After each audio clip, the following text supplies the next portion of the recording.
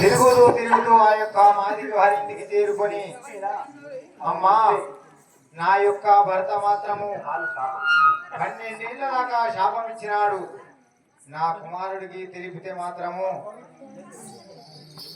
శిరస్సు పలికి చచ్చిపోదామని శాపం ఇచ్చినాడు. కాబట్టి 12 ఏళ్ల ఒక్క దినం దాకా నాకు మాత్రం సమయం ఆసన్నమవుతున్నది. కాబట్టి మీ ఇంటి లోపల స్థలం ఇచ్చినట్టయితే దాగి ఉంటానని పలికినది.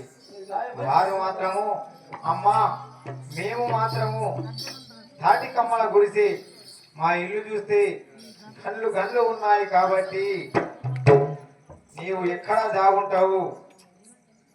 నీవు ఇంతగా బ్రతిమలాడుతున్నావు కాబట్టి నీ కష్టం చూడలేక మేము మాత్రము మా ఇంటి ముందర కొంచెం స్థలం ఉన్నది. అక్కడ వేప చెట్టు కింద 7 గంధగోళాలు ఉన్నాయి.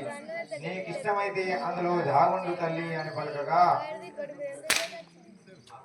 తన ప్రాణం కాపాడుకోవాలంటే ఆ యొక్క లందైతేనేమి పొందైతేనేమి అని చెప్పేసి రేణుకా ఎల్లమ్మ మాత్రము ఆ మహదేవి వారి ఇంటి ముందర లంద లోపలికి ప్రవేశించి పాతాళ లోకంకి వెళ్ళి దాగి ఉన్నది.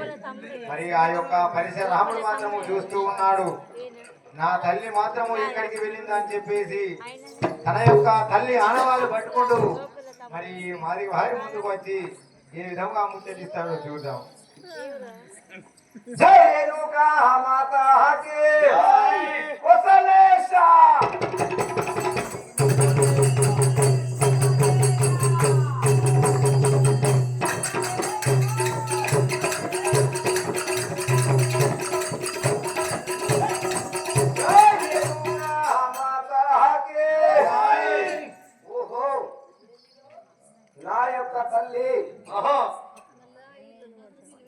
నా యొక్క తల్లి నేను కారాగృహం లోపల బంధించి వేస్తే మళ్ళీ ఎక్కడికో పారిపోయినది.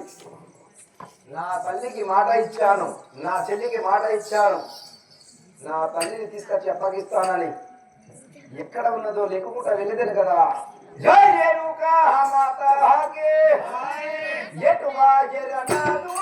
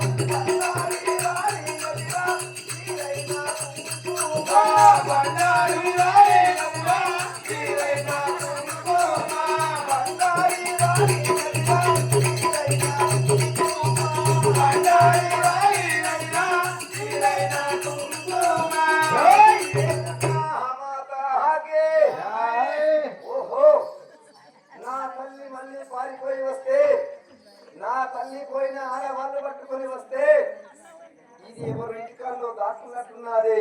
ఇక్కడే ఉన్నది. ఎవరు రా ఇంటి లోపల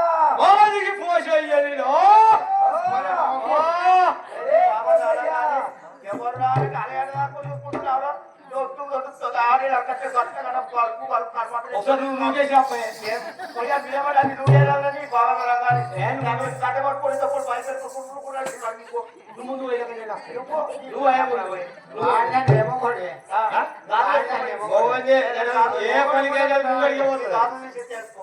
ఏ పనికైనా కొంచెం ముంగడికి వస్తుంది.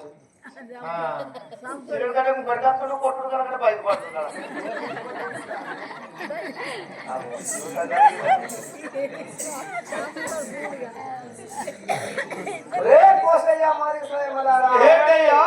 నా తల్లి నేను కారాగృహం లోపల బంధించి వేస్తే పారిపోయి వచ్చినది. అవునా?